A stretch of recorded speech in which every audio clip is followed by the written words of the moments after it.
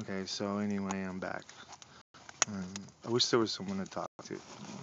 I'm back. Uh, Taking off my boots and getting ready for bed. I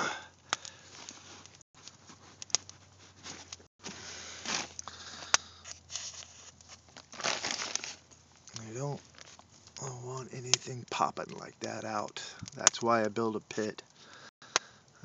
This was kind of filled in with ashes, so next time I come on them next Tuesday, I'll have to dig it out again. This will be my last night for a week, so I'm just gonna let this shit burn and then in the morning take off and probably won't be back here for another week. This is very important that you understand you don't use any wet wood. That is why. When it pops out like that, that's what you don't want. You don't want those things because they will put a hole in your air mattress. They will put a hole in your plastic.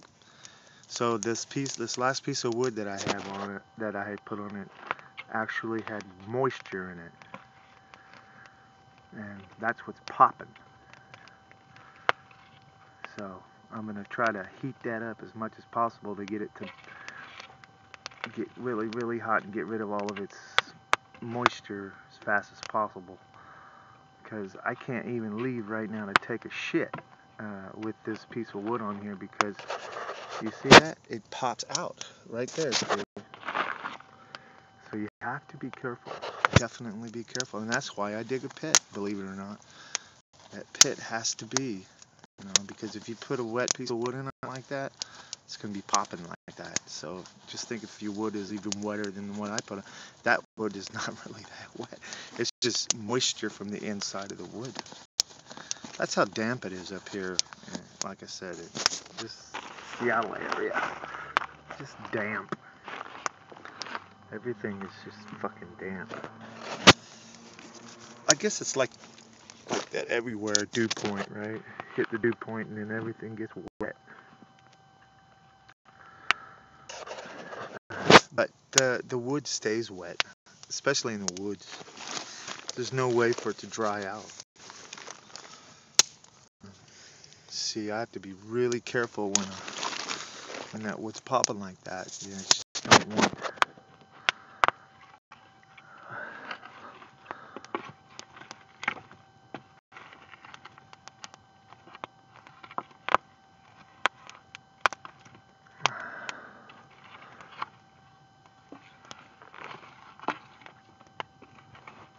Yeah, see, I'm still playing with the fire.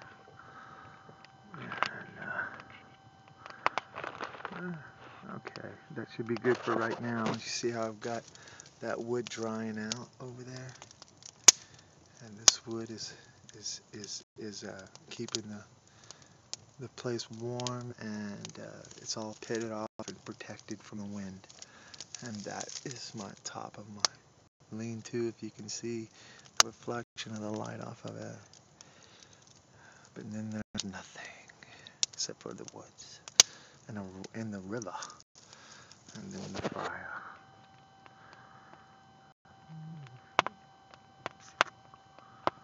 So I guess we will sit here for a moment, reflect on the day. What did we do today? This morning, I got up on my own at about 7:30.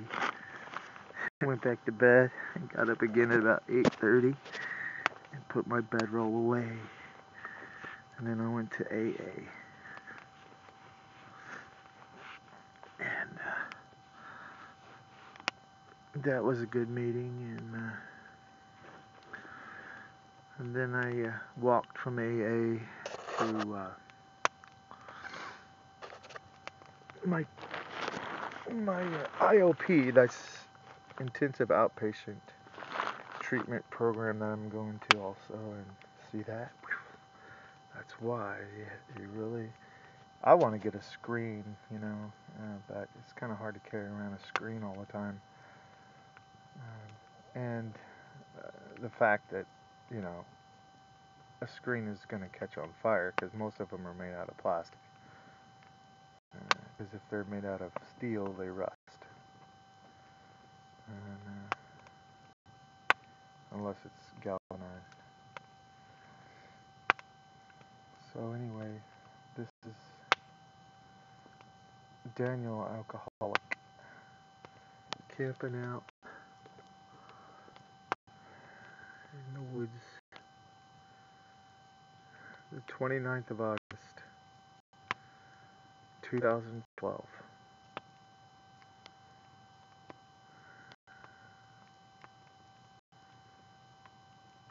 What a beautiful fire. And what a beautiful sight. There's not a lot of people in Monroe doing this right now. In fact, I could almost bet you my life I'm the only one doing this right now in Monroe. So, I mean, if there's another homeless person out there, God bless you. I hope you're doing this. I want you to be doing this because you'll be surviving very well, comfortably, actually. See, this is not survival. Survival doesn't have to be kick your ass. Survival. If you're toughing it out, if you're roughing it out, you're lacking skills. That's what you're lacking. That's all. Because you don't need money. I'm a witness to that, and I can guarantee you that you do not need money to do what I'm doing. You need to get lucky and get a place that you can do this. Most places, people won't let you do this. That is such a cool sight. That's the full moon shining through the, oh man, I wish you could see all this. You can't. But the full moon, the light from the full moon is just coming right in between these trees, or it's going to be here in a minute. Actually, it's there already, but it's kind of blocked. Anyway, it's cool, man. It's so rad. So, there's life, and then there's living. I think I'm living life to its fullest. Might not be everybody's cup of tea, alright? But to me, right now, I don't have a family. My son is 22. I'm 48. No wife. No job, no car, no insurance, no money, no job.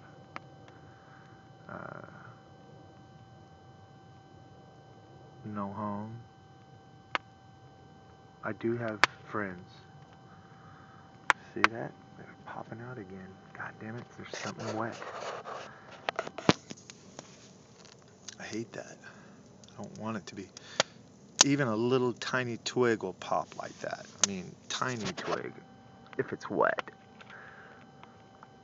So, I mean, I just threw a twig in there. You hear it? It's snapping already. See it? Hear it? When it snaps like that, always that's gas blowing up. It's a gas blowing up. So that's why the shit flies everywhere, is because it's a fucking explosion. It's a small explosion, but an explosion nonetheless. So all of my original wood is still burning, and I still have 1, 2, 3, 4, 5, 6 pieces of my original wood left to stick on the fire. So I mean, even the small stuff lasts a little bit, you know. There's enough coals here.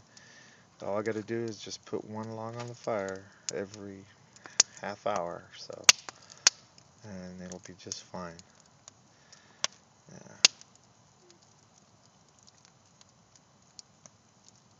This is a shot of the moon. It's so cool. I can see the rays of the moon beaming off some of the trees, but you can't see it because of the lighting on this camera. And there's no way you can see it. It's just too faint, but it's so cool looking. And it's in the woods by the river.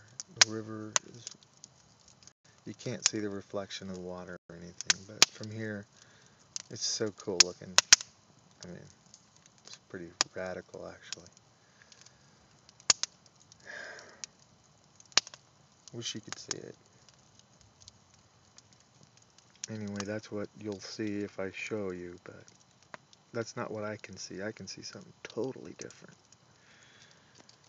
Anyway, to describe what I'm seeing is glimmers of the moon, 100 moons off of the river, or more, 1,000 moons.